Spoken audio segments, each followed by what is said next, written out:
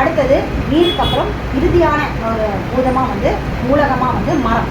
இது எல்லா விதமான மூலகங்களையும் சரியாக முறையாக வச்சுக்கிறதும் இது எல்லாத்துலேயுமே கழிவு தேங்காமல் பாதுகாக்கிற ஒரு மூலகமாக மரம் இருக்குது. அது நெருப்பு மூலகத்தில் இருக்கிற கழிவையும் மரம் தான் சுத்தம் பண்ணுது. நில மூலகத்தில் ஒரு சில நேரங்களில் படிஞ்சு போகிற கழிவுகளையும் மரம் தான் சுத்தம் பண்ணுது. காற்று மூலகத்தில் காற்று வளிமண்டலத்தில் நச்சுக்கள் கழிவு நச்சுக்கள் தேங்கியிருந்தாலும் கலந்திருந்தாலும் அதையும் சுத்தப்படுத்துறது மரம் தான். நீரில் கழிவுகள் மனிதர்களாலேயும் சரி இல்லை வேறு சில விஷயங்களாலேயும் கழிவுகள் கலந்திருந்தாலும் அதையும் சுத்தப்படுத்துறது மரம் தான். இப்படி எல்லா பஞ்சபூதங்களையும் சுத்திகரிக்கிறதும் மரம் தான். மனிதர்களை சுத்தப்படுத்துறதும் மரம் தான். இந்த அண்டத்தை சுத்தப்படுத்துறதும் மரம் தான். ஆகாயம் மாதிரி விஸ்தாரமான ஒரு மனப்பான்மை கொண்ட இந்த மரம் மூலகம் நச்சுக்களை கழிவு நச்சுக்களையும் ரசாயன நச்சுக்களையும் நீக்கிக்கிட்டே இருக்கிற ஒரு சுத்திகரிப்பு பணியை ஒரு துப்புரவு பணியை ஒரு ஸ்கேவெஞ்சராக இருக்கிறது வந்து மரம் மூலகம். மரம் மூலகம் ஒன்று இல்லை அப்படின்னா இந்த பிரபஞ்சமே அழுக்களையும் கழிவுகளையும் நிரம்பி போய் என்னைக்கோ அழிஞ்சு போயிடும். மரம் மூலகம் அப்படிங்கிற ஒரு ஆகாயம் பஞ்சபூதங்களில் ஆகாய பூதம் இருக்கிறதுனால தான் இந்த பிரபஞ்சம் இன்னமும் சுத்தமாகவும் சுகாதாரத்தோடையும் ஆரோக்கியத்தோடையும் இருக்குது. இன்றைக்கி துப்புரவு பணியாளர்கள் காகத்தை வந்து துப்புரவு ஸ்கேவெஞ்சர் சொல்லுவாங்க. துப்புரவு தொழிலாளி. ஏன்னா இந்த மனிதர்கள் போடுற எல்லா விதமான குப்பைகளையும் அதுதான் சாப்பிட்டு சுத்தம் பண்ணுது இல்லையா? அதே மாதிரி அந்த தன்மை எதுலேருந்து வருது அப்படின்னு பார்த்தீங்கன்னா அடிப்படையாக அந்த காகத்துக்கும் முன்னாடி உருவான பஞ்சபூதங்களில் மரம் அப்படிங்கிற பூதத்தை பார்த்து தான் அந்த பூதத்திலிருந்து தான் காகம் அப்படிங்கிற ஒரு உயிரினத்தையே இயற்கை வந்து படிச்சுது. ஸோ பஞ்சபூதங்கள் தான் எல்லாத்துக்கும் முன்னாடி இந்த பிரபஞ்சத்தை உருவான முதல் என்ன சொல்கிறது உயிர்ப்பு தன்மை கொண்ட ஜீவராசிகள் கூட சொல்லலாம். இந்த பஞ்சபூதங்கள் உருவானதை வச்சு தான் இந்த பஞ்சபூதங்களுடைய அடிப்படைய தன்மையை வச்சு தான் ஒவ்வொரு உயிரினமும் படைக்கப்பட்டது. இதில் மரம் மூலகம் ஸ்கேவெஞ்சர் துப்புரவு செய்கிற மாதிரி நச்சுக்களை நீக்கிற மாதிரி அழுக்குகளை தொடர்ச்சி எடுக்கிற மாதிரி தான் காகம் அப்படிங்கிற உயிரினத்தை இந்த பிரபஞ்சம் படைச்சிது. சரிங்களா? இப்போ ஒவ்வொரு நெருப்பு மூலகமாக இருக்கட்டும் அதுக்கான உயிரினம் இருக்குது, நில மூலகத்துக்கான உயிரினம், இப்படி ஒவ்வொரு பஞ்சபூதங்களையும் பார்த்து பஞ்சபூதங்களோட இயக்கத்தை பார்த்து தான் இந்த இயற்கை படைப்பும் ஒவ்வொரு உயிரினத்தையும் படைச்சது. இந்த ஒட்டுமொத்த பஞ்சபூதங்களை அடிப்படையாக வச்சு தான் மனித இனமே வந்து உருவாச்சு. சரிங்களா?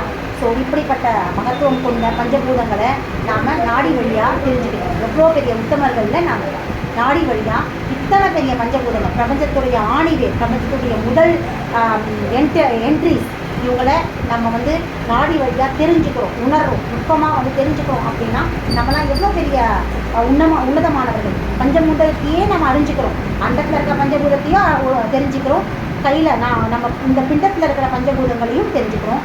அதற்கான சிகிச்சை புள்ளியை கொடுக்கும் பொழுது நம்ம இன்னும் பெரிய ஆத்மாக்களாக மாறுவோம், பெரிய வைத்தியர்களாக மாறுவோம். ஏன் அப்படின்னா பிரபஞ்சத்தில் இருக்கிற பஞ்சபூதத்தை நம்ம உடலில் இருக்கிற பஞ்சபூதத்தோடைய இணைக்கிறதுக்கான ரெண்டுத்துக்கான கனெக்டிவிட்டியை கொடுக்க போகிற ஒரு சிகிச்சை புள்ளிகளை அந்த சிகிச்சைக்கான புள்ளிகளை தெரிஞ்சு வச்சுக்கிற ஒரு மிகப்பெரிய வைத்தியர்களாக நம்ம மாறப்போம் இல்லையா?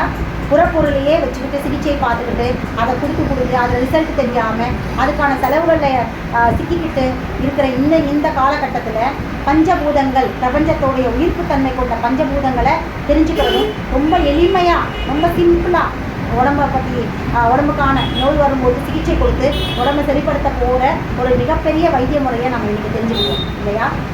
அப்போ நம்ம எவ்வளோ பெரிய உத்தமர்கள். ஸோ அந்த இடத்துல வந்து நம்மளை வந்து நம்ம வந்து பெரிய விஷயத்தை தெரிஞ்சுக்கிறோம் அப்படிங்கிற ஈடுபாடோட அந்த ஒரு இது கர்வம் கிடையாது, இது ஆணவம் கிடையாது, இது தலைகணம் கிடையாது.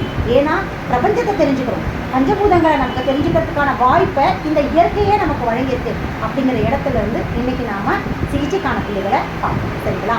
ஏன்னா நம்ம வீட்டில் இருக்கிறவங்க எல்லாருமே ஆரோக்கியமாக இருக்க போகிறாங்க, அவங்களால நம்ம ஆரோக்கியமாக இருக்க போகிறோம். நம்ம கொடுக்குற ட்ரீட்மெண்ட் அவங்களையும் சரிப்படுத்தும், நம்மளையும் சரிப்படுத்தும். அப்படிங்கிற இடத்துல இருந்து முழு ஈடுபாடும் ஆர்வம் இன்வால்மெண்ட்டோட இன்றைக்கி நாம் பார்க்கணும். சரிங்களா? ஸோ இன்றைக்கி அந்த பஞ்சபூதங்களோட சுழற்சியை பார்த்துட்டோம்.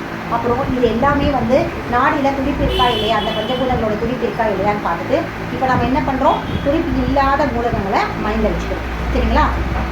துடிப்பு இல்லாத மூலகங்களை மைண்டில் வச்சுக்கிட்டதுக்கு அப்புறமா நம்ம அதுக்கு வந்து சிகிச்சைக்கான தீவிர தேர்வு செய்யணும். சரிங்களா?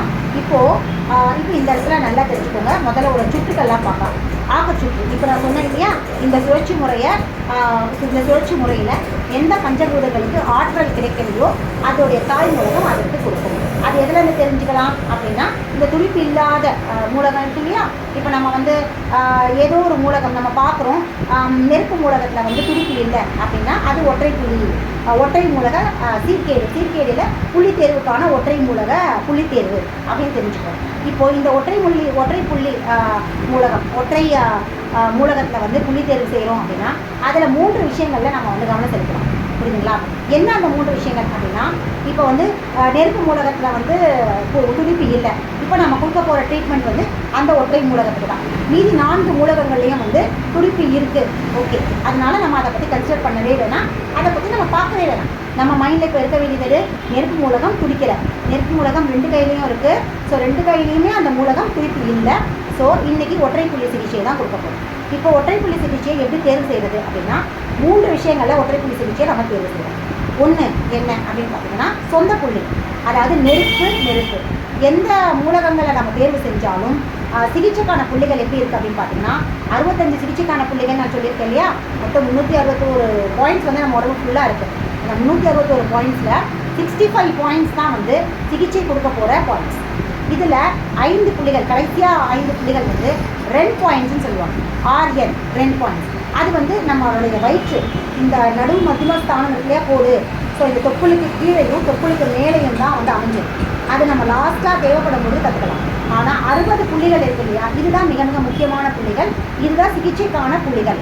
இந்த சிகிச்சைக்கான புள்ளிகளை தான் கொஞ்சம் கொஞ்சமாக 2 நாளைக்கு ஒரு முறை 5 புள்ளிகளாக நம்ம கற்றுக்கலாம். சரிங்களா? இந்த 60 புள்ளிகள் எப்படி இருக்குது அப்படின்னு பார்த்தீங்கன்னா, நம்ம பார்த்தோம் இல்லையா 5 பஞ்சபூதங்கள். 5 பஞ்சபூதங்கள்லேயும் ஒவ்வொரு பஞ்சபூதத்துக்கும் ஒவ்வொரு மூலகத்துக்கும் 2 உறுப்புகள் இருக்குது. 2 உறுப்புகளுமே குளிர்ச்சி வெப்பம் அப்படிங்கிற தன்மையோடு தான் இருக்குது. சரிங்களா?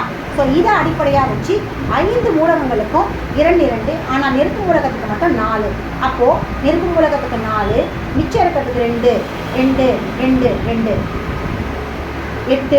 4 12 ராஜ உறுப்புகள்.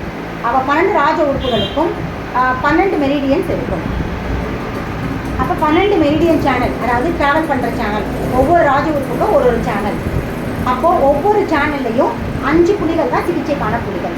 அப்போ 12, 5, 60 புள்ளிகள் தான் வந்து சிகிச்சைக்கான புள்ளிகள். அப்போ நம்ம ஒவ்வொரு 12 சேனல்லையுமே ஒவ்வொரு சேனலில் இருக்கிற 5 புள்ளிகளை நம்ம வந்து சிகிச்சைக்கான புள்ளிகளை மட்டும் நம்ம பார்க்கணும். சரிங்களா?